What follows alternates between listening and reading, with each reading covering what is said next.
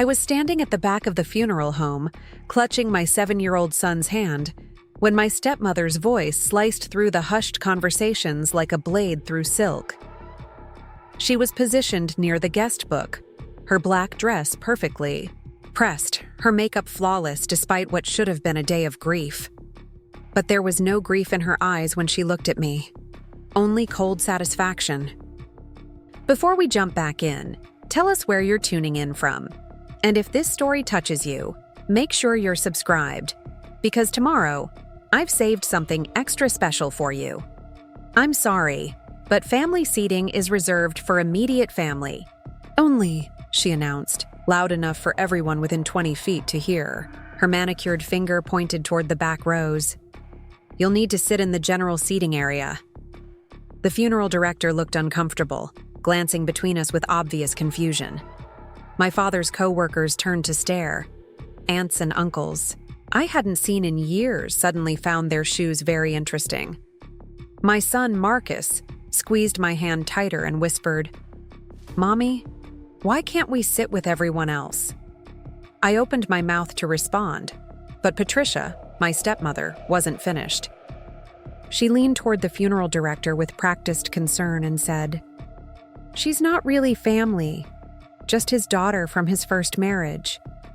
We've been taking care of everything." The words hit me like a physical blow. Not really family. About my own father, the man who raised me, who walked me to school every day until I was 12, who taught me how to drive in an empty parking lot on Sunday afternoons.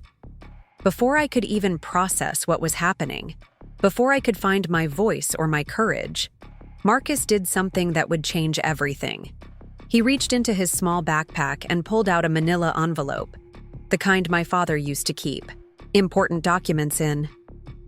"Excuse me," he said to Patricia, his voice clear and steady, despite being barely tall enough to reach her waist. "My grandpa wanted you to have this. He told me to give it to you if you ever said Mommy wasn't family." Let me take you back to the beginning to help you understand how we got to that moment. My name is Sarah, and I'm 32 years old. I've been a single mother to Marcus since his father walked out when he was 2 years old. It's been just the two of us navigating life together, figuring out homework and scraped knees and bedtime stories. But through it all, we've had one constant source of love and support. My father, Robert. Dad was the kind of man who showed up. When Marcus took his first steps, Dad was there with his old camera, nearly dropping it in excitement. When I got laid off from my job 3 years ago, Dad appeared at my door the next morning with groceries and a plan to help me find something better. He never made me feel like a burden or a failure. He just made me feel loved. But everything changed when he married Patricia 5 years ago. I tried to be happy for him. Really, I did. After Mom died when I was 16, Dad was alone for nearly 15 years.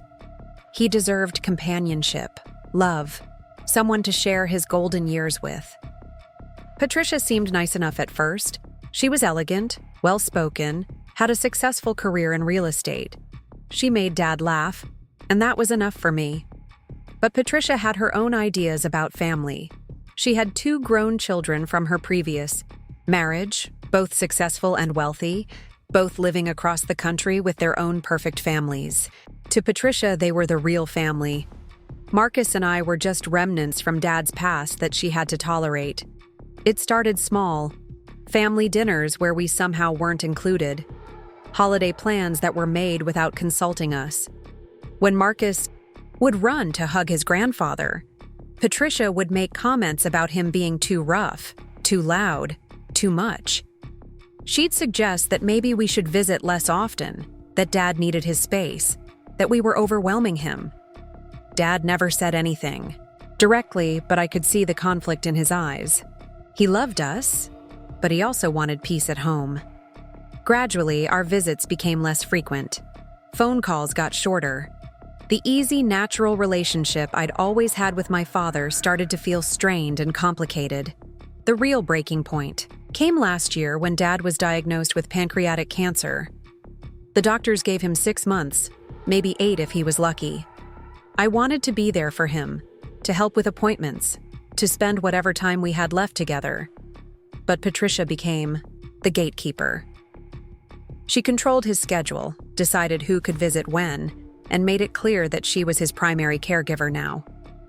"You have your own life to worry about," she'd say whenever I offered to help. "Robert needs consistency and calm, not chaos." As if my 7-year-old son and I were some kind of disruptive force rather than the family who loved him. I tried to respect her wishes while still being there for Dad. I'd call every few days, visit when she allowed it, bring Marcus by on weekends when we were permitted. But I could feel Dad slipping away, not just physically, but emotionally. The cancer was taking his strength, and Patricia was controlling access to whatever was left. The last real conversation I had with my father was 3 weeks before he died. Patricia had gone to the grocery store, and I seized the opportunity to visit. Dad was in his recliner, looking frail but alert. Marcus was on the floor, showing him a drawing he'd made at school. "Sarah," Dad said quietly, "I need you to know something. No matter what happens, no matter what anyone says, you are my daughter. You and Marcus are my family. Don't let anyone make you forget that." I thought it was just the rambling of a sick man, maybe the medication making him emotional. I squeezed his hand and told him I loved him. I had no idea it would be the last real conversation we'd ever have. When Dad died 2 weeks later, I found out about it from my cousin, not from Patricia. The funeral arrangements had already been made. The obituary had already been written. I wasn't mentioned as surviving family, just listed under "also survived by," along with distant relatives and family friends. I called Patricia immediately. "Why didn't you tell me he was getting worse? Why wasn't I called to the hospital?" Her voice was crisp, businesslike. Everything happened very quickly. There wasn't time to call everyone. Besides, I was his wife. I made the decisions that needed to be made. But I'm his daughter. Marcus is his grandson. "Of course you can attend the funeral," she said, as if she were granting me some kind of favor. "The service is Saturday at 2 o'clock at Peaceful Rest Funeral Home." I spent the next 3 days in a fog of grief and confusion. How had I become a stranger at my own father's funeral? How was it possible that the man who taught me to ride a bike and helped me with algebra homework was being buried by people who barely knew him? Marcus, in his innocent 7-year-old way, kept asking questions. I couldn't answer. Why is Grandpa's wife mad at us? Why can't we help plan the funeral? Why does she act like she doesn't like us? I didn't have good answers. How do you explain to a child that sometimes adults let grief and control turn them into strangers? The morning of the funeral, I dressed Marcus in his only suit, a navy blue one we'd bought for his school's winter concert. I wore the black dress Dad had complimented me on at Christmas dinner 2 years ago, back when we were still invited to family gatherings. We drove to the funeral home in my old Honda, and I gave myself a pep talk in the parking lot. "We're here to say goodbye to Grandpa," I told Marcus. "No matter what anyone says or does, we have every right to be here. We loved him, and he loved us." But the moment we walked through those doors, I could feel the tension. Patricia had positioned herself as the chief mourner, accepting condolences with practiced grace. Her children had flown in, looking appropriately somber in their expensive black clothes. They formed a receiving line of sorts, the official family, while I stood awkwardly to the side with my son. People I'd known my entire life, friends of my father's who had watched me grow up, seemed uncertain about how to approach me. Some offered quick, uncomfortable hugs. Others avoided eye contact altogether. It was clear that Patricia had set the tone, and that tone was that I was an outsider, a guest rather than family. The seating arrangement was the final insult. The front rows were reserved for family, and Patricia made it crystal clear that didn't include us. We were directed to sit in the back, behind coworkers and neighbors, behind near strangers who had known my father for a fraction of the time I had. I should have fought back. I should have stood up for myself and for Marcus. I should have demanded our rightful place in the front row, or at least asked the funeral director to clarify who exactly counted as immediate family. But I was drowning in grief and shock, overwhelmed by the surreal experience of being treated like a stranger at my own father's funeral. That's when Marcus, my brave little boy who had been quietly observing everything with his wise eyes, decided to take action. He had been carrying his backpack all morning, which I thought was odd, but I was too distracted to ask about it.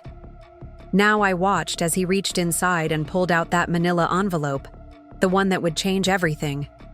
Later, I would learn that Dad had given it to Marcus during one of our last visits, when Patricia had stepped out to take a phone call. He'd knelt down to Marcus's level and said, "Can you keep this safe for me? If anyone ever tells your mommy she's not really family, I need you to show them this, okay?" Marcus had nodded solemnly, the way children do when they sense something is important, even if they don't fully understand it. Preparing and narrating this story took us a lot of time, so if you are enjoying it, subscribe to our channel. It means a lot to us. Now back to the story. He'd kept that envelope in his backpack for weeks, waiting for the moment Dad had described. And now, standing in that funeral home while I was being publicly dismissed as not really family, he knew that moment had arrived. I watched my 7-year-old son approach my stepmother with more courage than I had been able to muster. Patricia looked down at him with barely concealed irritation, probably wondering why this child was interrupting her performance of grief. The funeral director was still hovering nearby, along with several of Dad's colleagues and distant relatives. "My grandpa wanted you to have this," Marcus said, holding out the envelope. "He told me to give it to you if you ever said Mommy wasn't family." Patricia's face went through a series of expressions: confusion, annoyance, and then something that might have been concern. She took the envelope from Marcus with obvious reluctance, as if she suspected it might contain something unpleasant. The funeral home had gone quiet around us. People were pretending not to watch, but everyone was clearly paying attention. Patricia opened the envelope with careful, manicured fingers, and I saw her face change as she read whatever was inside. First came shock, then something that looked like panic.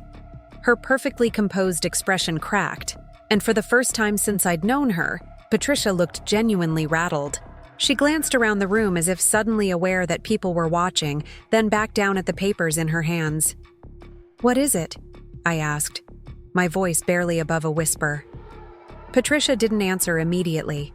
She was staring at the documents, her mouth opening and closing like she was trying to form words that wouldn't come. Finally, she looked up at me with an expression I'd never seen on her face before. Guilt, maybe. Or fear. That's when Marcus, in his clear, innocent voice, said the words that would expose everything. "Grandpa showed me the papers.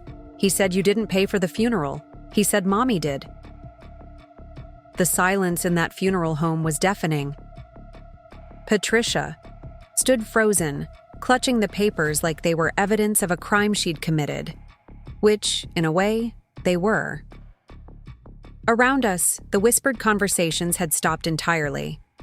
Even the soft organ music playing in the background seemed to fade as everyone strained to understand what was happening. I felt my legs go weak. "What do you mean, Marcus?" I asked, though part of me was already beginning to understand. The pieces were falling into place with horrifying clarity. My son looked up at me with those earnest brown eyes, the same ones my father had. "Remember when Grandpa got really sick and you kept going to those meetings? The ones where you had to sign papers? He told me you were making sure he could have a nice funeral, even though it cost a lot of money." The meetings. Oh God, the meetings. 6 months ago, when Dad's condition worsened and the medical bills started piling up, I had been the one working with the funeral director to pre-plan everything. Patricia had been too busy, she said, managing his care. But the truth was, she'd been managing his money, making sure it was protected for her own future.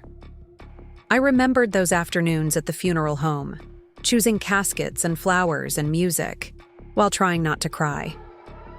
The funeral director, Mr. Henderson, had been kind but straightforward about the costs. A proper funeral wasn't cheap. Dad's insurance would cover some of it, but not everything. Not the kind of service he deserved. "Don't worry about the money right now," I had told Mr. Henderson. "I'll figure it out." And I had figured it out. I'd taken out a personal loan, used most of my savings, even sold some of my mother's jewelry. $28,000 total.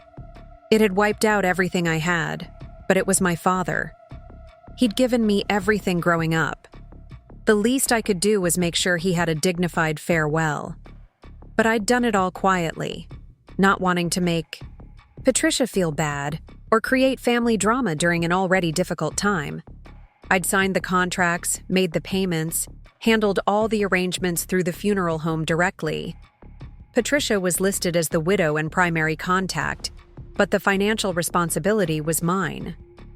Looking at her now, watching the color drain from her face as she stared at those payment receipts and contracts, I realized she'd had no idea.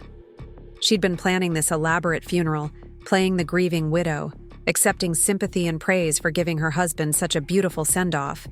And all the while, she'd thought someone else was footing the bill. "You paid for this," she whispered, more to herself than to me.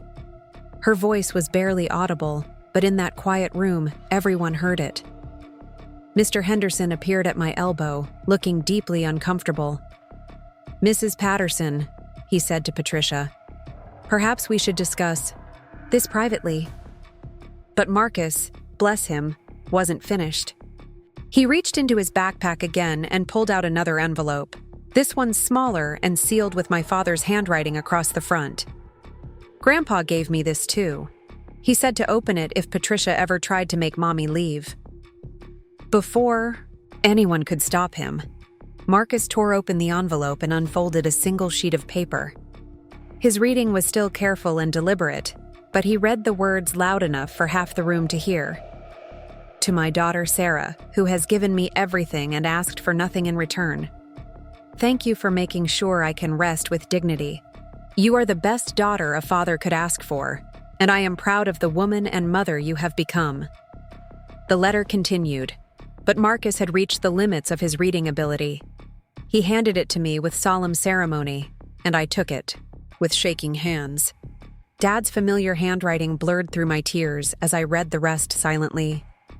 "Patricia doesn't know about the financial arrangements, and I haven't told her because I didn't want her to feel obligated or guilty. But I need someone to know the truth. Sarah has sacrificed her own financial security to give me the funeral I wanted.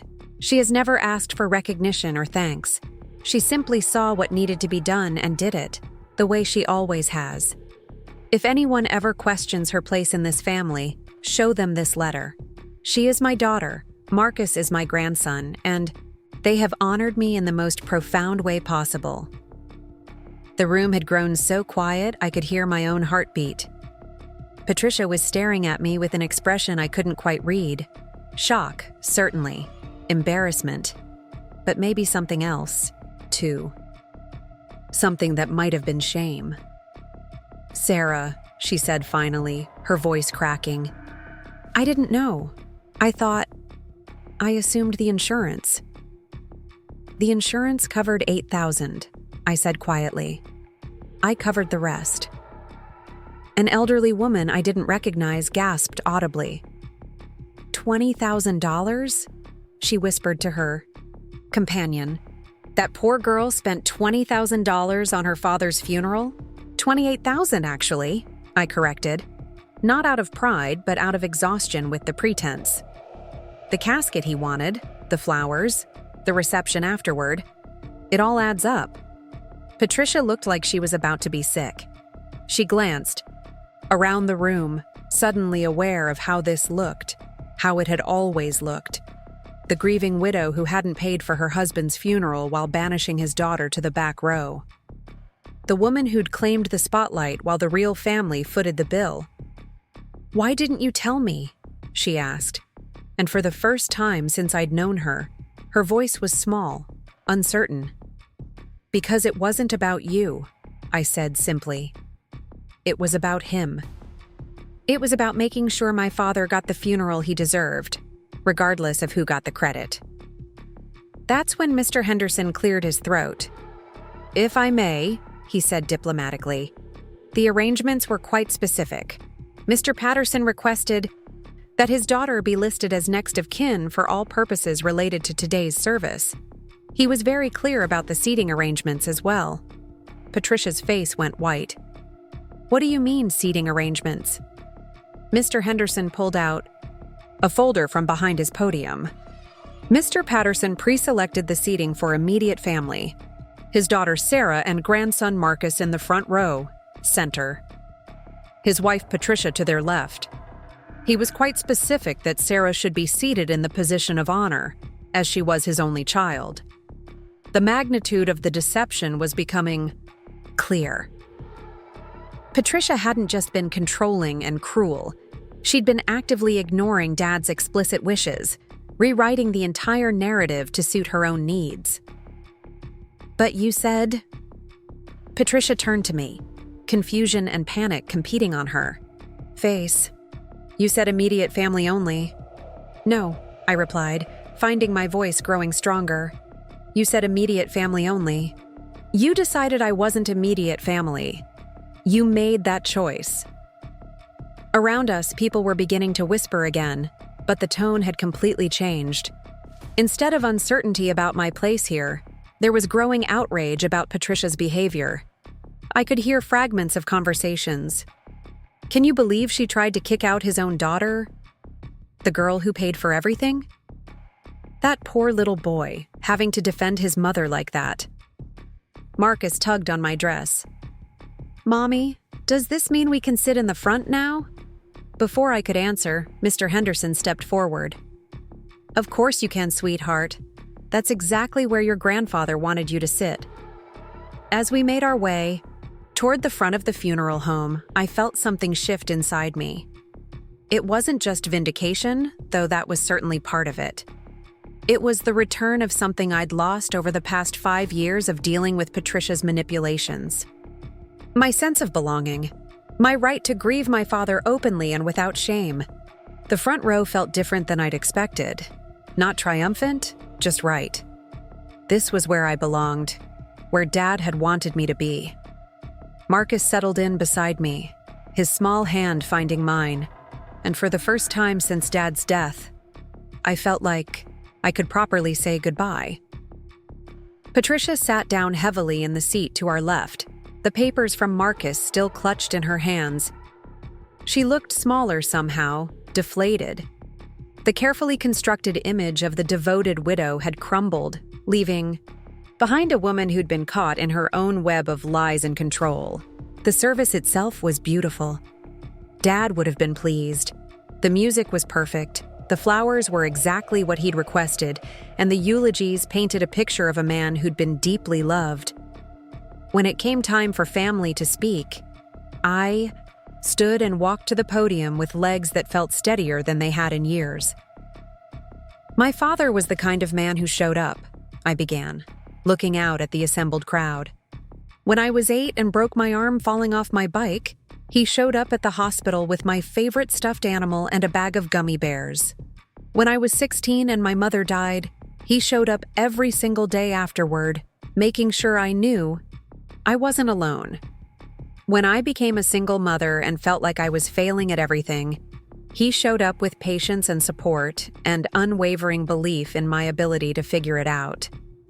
I paused, my eyes finding Marcus in the front row, his attention fixed on me with complete focus. But the most important thing he taught me wasn't about showing up for the big moments. It was about showing up for the small ones. The Tuesday night dinners when nothing special was happening. The Saturday morning cartoons when Marcus wanted his grandpa to see his favorite show. The phone calls just to check in, just to say I love you, just to be present in each other's lives. My voice caught slightly, but I pressed on.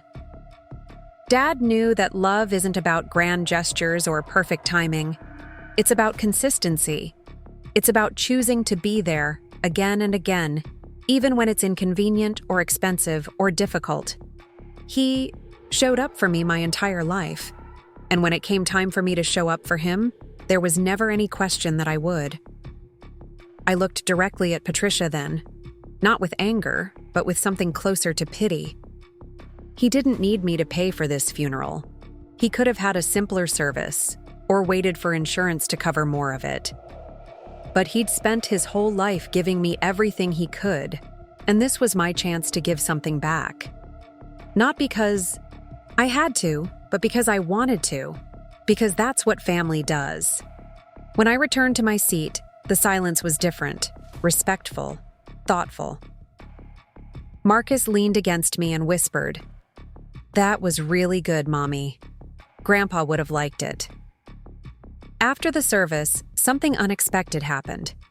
People approached me not with the awkward sympathy I'd been receiving, but with genuine warmth and respect. Dad's longtime colleague, a man I'd known since childhood, gripped my hand firmly and said, "Your father was so proud of you, Sarah. He talked about you and Marcus constantly. We all knew how much you meant to him." An elderly woman who'd taught Dad in Sunday school 40 years ago hugged me tightly and whispered, "What you did for him, honey, that's real love. That's the kind of daughter every father dreams of having." Even Patricia's own children seemed shaken by what they'd witnessed. Her son, David, approached me hesitantly as people were beginning to leave. "Sarah, I owe you an apology," he said, his voice uncomfortable but sincere. "We didn't know about the financial arrangements. We didn't know about a lot of things, apparently. What our mother did today was wrong, and I'm sorry you had to deal with that on top of everything else." I nodded, not quite ready to absolve anyone, but appreciating the acknowledgement. "Your stepfather was a good man," I said simply. "I just wanted him to have the send-off he deserved." Patricia herself didn't approach me directly, but I caught her watching me several times during the reception afterward. She looked lost, uncertain, like someone who'd been playing a role for so long she'd forgotten who she really was underneath it all. It wasn't until we were loading the flower arrangements into cars to take to the cemetery that she finally spoke, to me alone. Marcus was helping Mr. Henderson carry some smaller pieces, and Patricia appeared at my elbow. "Sarah," she said quietly, "I need you to know that I loved your father." I turned to look at her, this woman who'd made the last 5 years of my relationship with Dad so complicated and painful. "I know you did," I said, and I meant it. But love isn't supposed to be about control. It's not supposed to be about erasing the people who came before you. She was quiet for a long moment, staring at the hearse that would carry Dad to his final resting place. "I was scared," she admitted finally. "Scared that I'd never measure up to your mother's memory. Scared that I'd always be the second wife, the outsider. I thought if I could make myself the center of everything, it would feel more real. But you pushed away the people who would have welcomed you," I said gently. "Dad wanted us to be a family, all of us. You're the one who made it impossible." She nodded, tears finally breaking through her composed facade. I know, and I'm sorry. I'm so sorry, Sarah. I wanted to be angry. Part of me felt like I should be angry after everything she'd put me through. But standing there next to my father's funeral arrangements, watching my son carefully carry a bouquet of roses, I found I was mostly just tired. "I forgive you," I said, surprising myself with how much I meant it. "But things can't go back to the way they were. Too much has happened." She nodded again, wiping her eyes with a tissue. "I understand. I hope someday you might let me try to do better, with Marcus especially. Robert loved that boy so much, and I never gave him the chance to love me." I looked over at Marcus, who was now helping load the larger arrangements with the enthusiasm that only 7-year-olds can bring to manual labor. "He's a good kid," I said. "He deserves people in his life who see that goodness and celebrate it, not try to dim it." "He does," Patricia agreed. "And so do you." The burial service was smaller, more intimate. Just immediate family and close friends gathered around the gravesite as Dad was laid to rest next to my mother. Marcus threw a handful of dirt onto the casket and whispered, "Bye, Grandpa. Thank you for the letter." As we walked back to the cars, Marcus slipped his hand into mine. "Are you sad, Mommy?" "Yes," I said honestly. "But I'm also proud. Proud of Grandpa, proud of us, and especially proud of you. You were very brave today." He was quiet for a moment, processing. "Do you think Grandpa knew I would give Patricia the letter?" I smiled through my tears. "I think Grandpa knew exactly what kind of boy you are. He knew you'd do the right thing when it mattered most." The weeks following the funeral brought unexpected changes. Patricia reached out several times, tentatively, asking about Marcus's school events or whether we'd like to visit Dad's grave together. I wasn't ready for a close relationship, but I was open to the possibility of a civil one. More importantly, I started therapy to process the complicated grief of losing my father while simultaneously reclaiming my relationship with him. It helped to talk through the years of manipulation and control, to understand that my father's love for me had never wavered even when it had been obscured by Patricia's interference. I also started writing again, something I hadn't done since college. First, just journal entries about Dad, about grief, about the complicated dynamics of blended families. But gradually, the writing became something more. Stories about resilience, about the courage of children, about the way truth has a way of surfacing even when people try to bury it. Marcus returned to school with a new confidence. He'd seen what it looked like to stand up for family, to speak truth even when it was difficult. His teacher mentioned that he seemed more mature, more sure of himself. He told the class about his grandfather's funeral, she said during our parent conference. Not the drama, just how proud he was to help his mom honor his grandpa's memory. It was really touching. 3 months after the funeral, I received an unexpected phone call from Patricia's son, David. "Sarah, I wanted to let you know that our mother has been going to counseling. She's been talking a lot about the mistakes she made with you and Marcus, about how she let her own insecurities hurt people she should have loved." "That's good," I said carefully. "I hope it helps her." She also wanted me to ask you something, but she was too embarrassed to call herself. She's been wondering if she could contribute to paying you back for the funeral expenses, not because she has to, but because she wants to do something to make amends. I was quiet for a long moment. The money would certainly help. The loan payments were stretching my budget thin, and I'd been picking up extra freelance work to make ends meet. But more than the financial relief, I was touched by the gesture itself. "Tell her I'll think about it," I said finally. "And David, thank you for calling. It means something that you cared enough to reach out."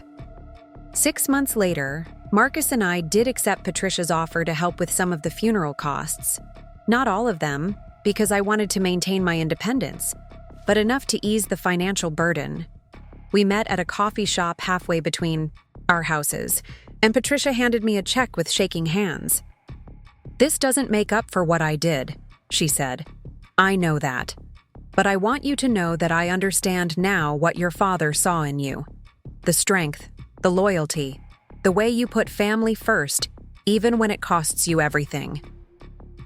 Marcus, who'd been coloring at the table beside us, looked up.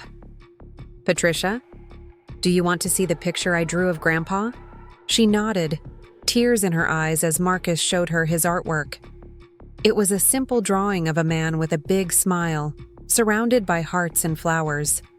At the bottom, in Marcus's careful printing, it said, "My grandpa, who loved everyone." "And you?" Marcus added matter-of-factly. "He told me once that loving someone means wanting them to be happy, even when they make mistakes." Patricia broke down then, really cried for the first time I'd ever seen. Not the controlled tears of public grief, but the raw emotion of someone confronting their own failures and finding forgiveness anyway. We didn't become close friends. Too much had happened for that. But we became something more valuable. Family members who understood each other's flaws and chose kindness anyway. Patricia would never be the mother figure I'd once hoped she might become. But she became someone I could trust to honor Dad's memory alongside me. The most important change, though, was in how I saw myself. For years, I'd let Patricia's treatment make me question my worth, my place in my own family, my right to take up space in the world. But watching my 7-year-old son stand up for me with such certainty and love reminded me of something crucial.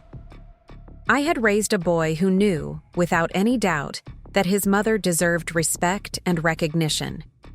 If I'd done nothing else right, in my life, I'd done that. I'd raised a child who understood justice and wasn't afraid to demand it. I'd raised a boy who knew that love means showing up, even when it's hard, even when it costs you everything you have.